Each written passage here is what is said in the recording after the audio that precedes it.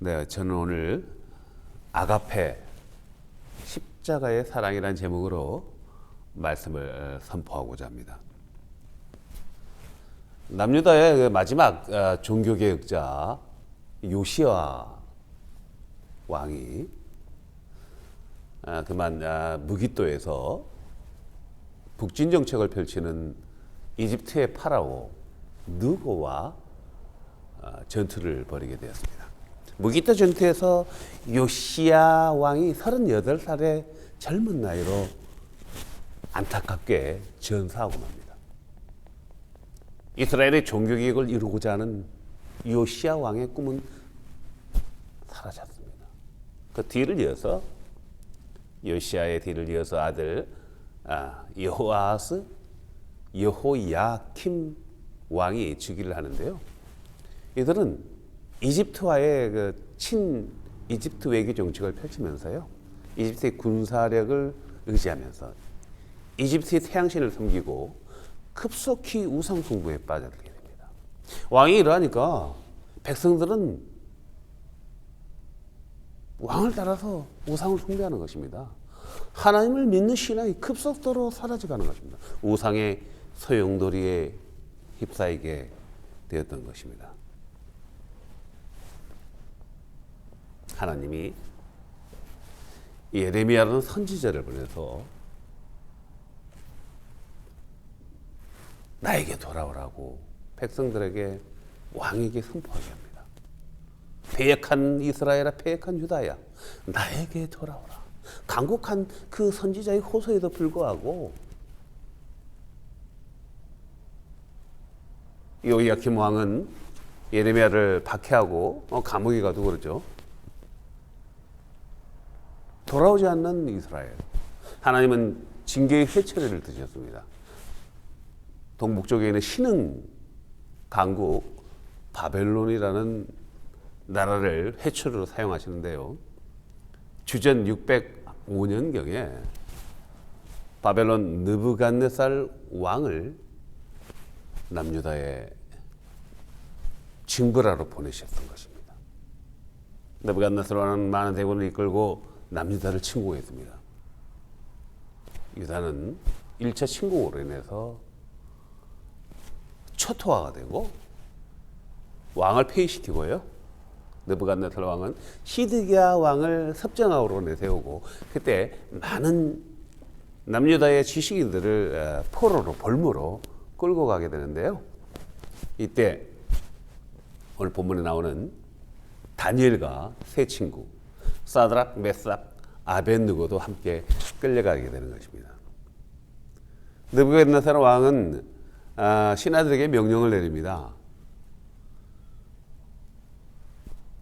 이스라엘의 그 포로들 중에서 젊은 청년들을 발탁해서 바벨론의 학문과 언어를 배우게 하는데요. 환관장 아스부나스의 눈에 발탁되어서 다니엘과 사드락, 메삭, 아벳느고의 세 친구들은요, 바벨론의 왕궁에서 훈련을 받게 됩니다. 학문을 배우고요, 바벨론의 언어를 배우고, 그 후에 그들이 얼마나 총명했는지 바벨론 모든 나라의 지혜 있는 사람들보다 그 지혜와 총명이 10배나 더 뛰어났다고 성경은 오늘 말하고 있는 것입니다. 그런데 왜 이 다니엘과 세 친구들의 그 지혜와 총명이 10배나 뛰어났을까요? 성경을 보면은요, 저들이 하나님을 믿는 그 신앙이 정말 신실했다고 기록하고 있습니다.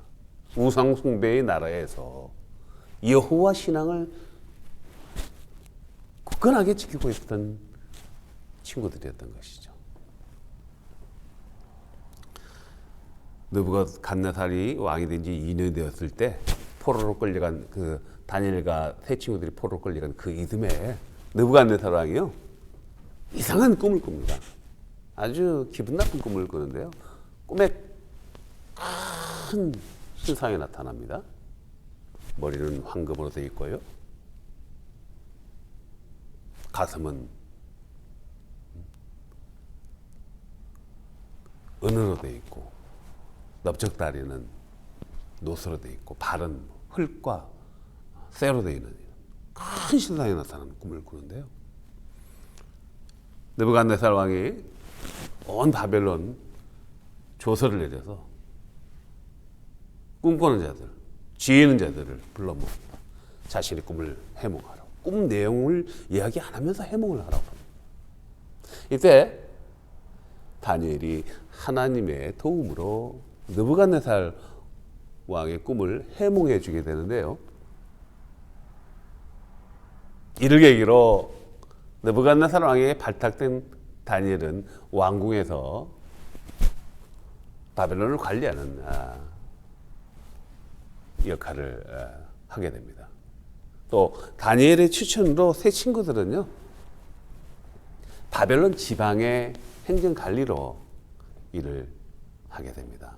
다니엘과 세 친구들의 삶은요, 비록 포로 생활이지만 그 앞길이 순탄하게 형통하게 열리는 듯합니다. 그런데 오늘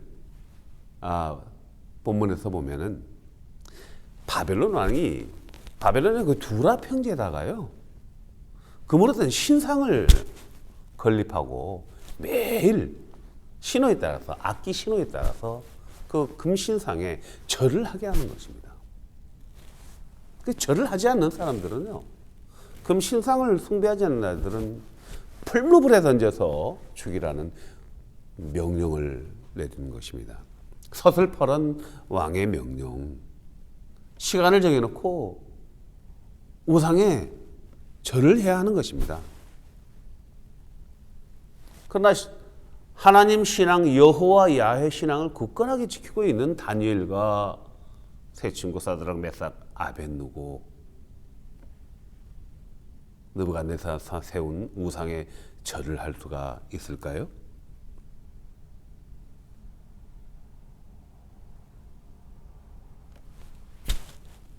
다니엘과 세 친구들은 우상에 절을 할 수가 없었습니다.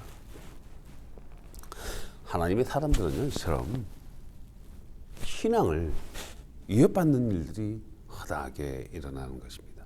사단 마귀가 다니엘과 세 친구들의 신앙을 목숨을 담보로 위협을 하고 있는 것입니다. 하나님과의 관계를 끊고자 하는 사단의 집요한 공격을 보는 것입니다.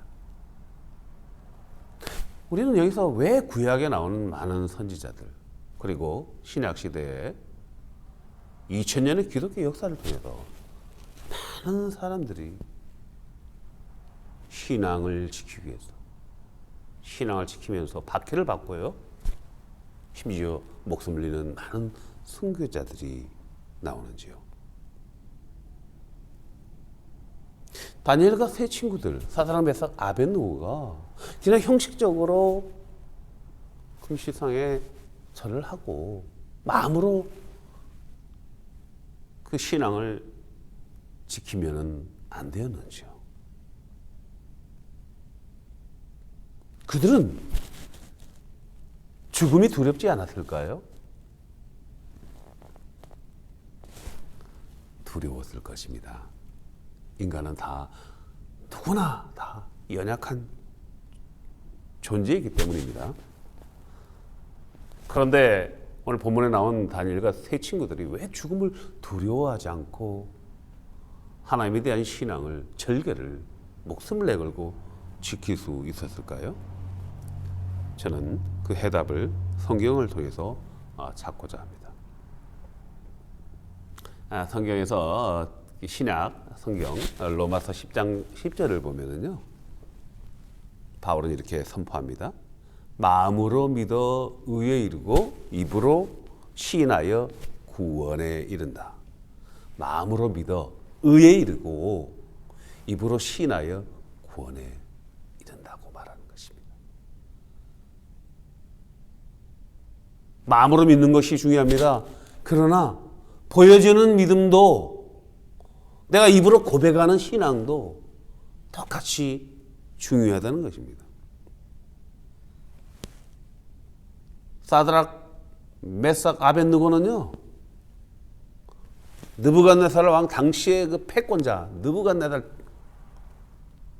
왕 앞에서 초상 같은 느부갓네살 왕 앞에서 당당하게 서로치는 것입니다. 당당하게 선포하는 것입니다.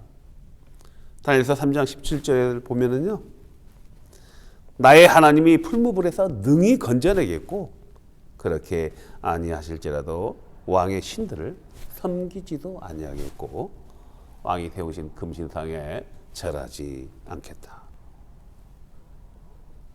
죽음을 두려워하지 않는 제 친구들의 신앙의 절개 사드락, 메삭, 아벤느고 풀무불에 그 던져지는 그 두려운 죽음의 공포를 무릅쓰고 하나님의 신앙을 당당하게 왕 앞에서 선포하는 것입니다.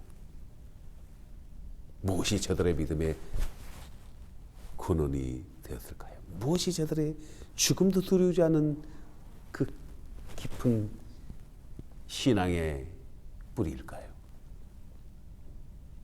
요한 서신서를 보면은요, 요한 일서는 요한 사도가 우리들을 향한 하나님의 사랑을 설명하고 있는 서신서입니다.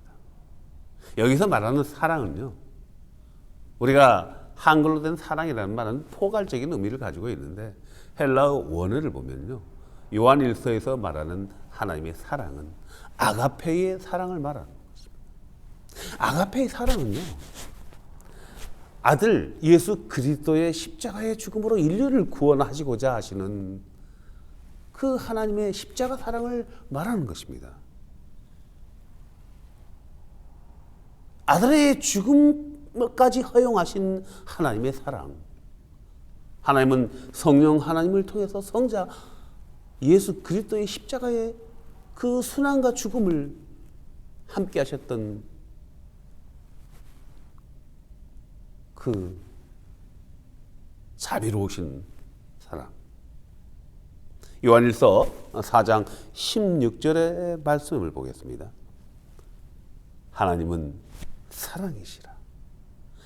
사랑 안에 거하는 자는 하나님 안에 거하고 하나님도 그 안에 거하시는 자. 하나님은 사랑이라고 말했습니다. 이 사랑은요, 아가페를 말하는 거예요. 하나님은 아가페적인 사랑이시라. 사랑 안에 거하는 자는 그 하나님 안에 거하고 하나님도 그 안에 거하시다고 말씀하시거든요.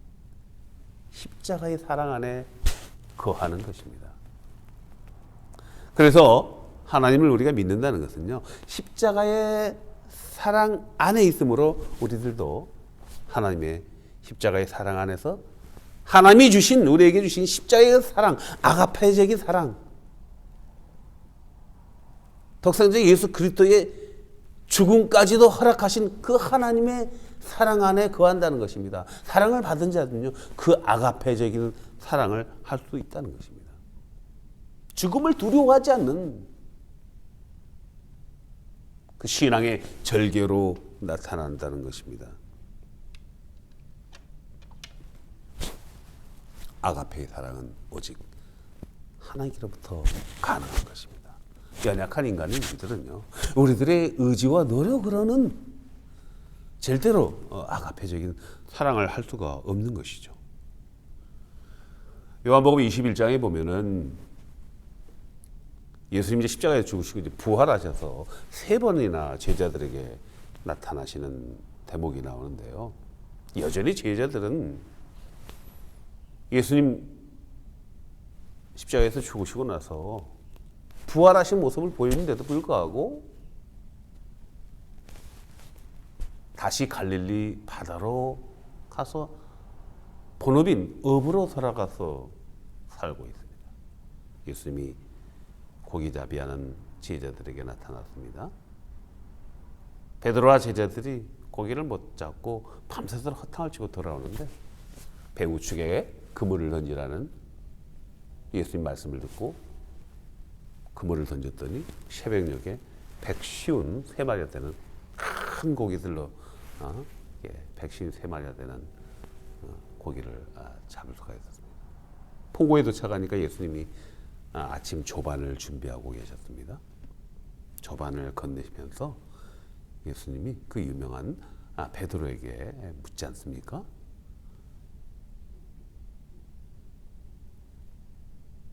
요한의 아들 시몬아, 네가 나를 사랑하느냐? 이때 물어보시는 것이 베드로에게 물어봤던 그 사랑이 네가 나를 아가파이스 하느냐? 네가 나를 아가페적으로 사랑하느냐? 그 십자가의 사랑으로 나에게 되돌려 줄 수 있겠니? 이렇게 물어보십니다. 베드로는 어떻게 대답했습니까? 베드로는 고개를 떨구면서 선생님, 저는 주님이 저에게 주신 그 십자가의 사랑을 할 수 없습니다. 저는 오직 친구로서의 상황밖에 주님께 돌려드리지 못합니다. 그러나 예수님은 베드로에게 이렇게 말씀하시죠. 내 어린 양을 먹이라, 내 양을 치라. 내 양을 먹이라, 내 양을 치라. 위로하고 격려 주시는 예수님이셨습니다. 그렇습니다. 우리 인간으로는, 우리의 노력과 의지로는요, 우리의 힘으로는요, 아가페적인 사랑, 십자가의 사랑을 우리는 할 수 없습니다. 그럴지라도 예수 그리스도께서 하심으로, 함께 하심으로 그 십자가의 사랑을 우리들이 할 수 있다는 것입니다. 마태복음 19장을 보면은요, 마태복음 19장에서 예수님이 제자들에게 부자 청년의 비유를 하시는데요. 한 부자가 있었습니다. 부자 청년이 있었는데요.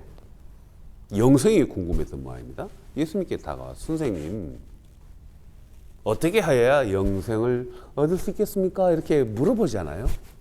그때 예수님이 청년에게 이렇게 대답하십니다. 계명을 지켜라. 그 계명.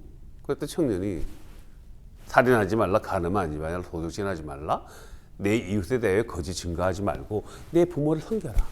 그리고 내 이웃을 자신의 몸과 같이 사랑하라. 제가 다 지켰나이다. 그러자 예수님이 내 소유물을 다 팔아서 이웃들에게 나누어주라. 그리하면 하늘에 내 보화가 쌓이리라. 그리고 나를 따르라.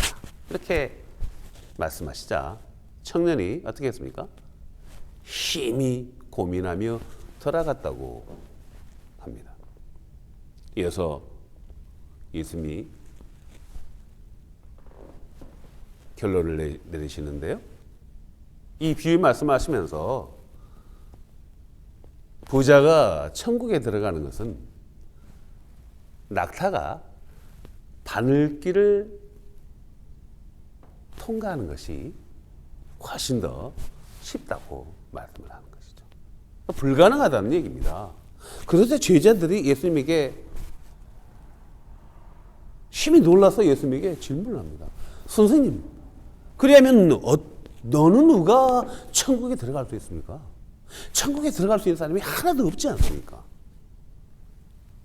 그러자 예수님이 제자들에게 이렇게 대답합니다. 사람으로서는 할 수 없으나 하나님으로서는 할 수 있느니라. 그렇습니다. 우리는 우리의 행위나 우리의 노력이나 우리의 의지로 천국에 갈 수 있는 것이 아니죠. 오늘 사드락 메삭 아벳느고의 그 신앙의 절개도 저들의 그 의지와 노력으로 하는 것이 아닙니다. 하나님께서 주신 그 아가페적인 사랑 안에 거함으로 그 신앙의 절개를 지킬 수 있다는 것입니다.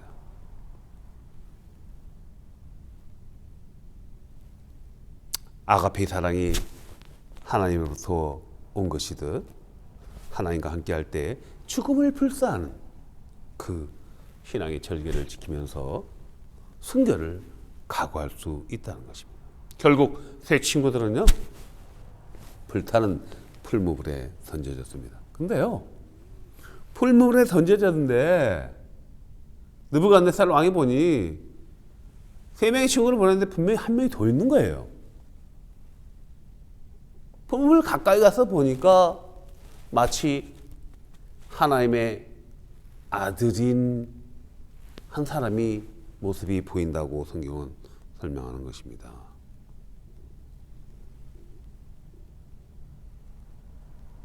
느부갓네살 왕이 추상 같은 명령으로 세 친구들에게 이야기했습니다. 내가 너희들에게 한 번의 기회를 더 주겠다.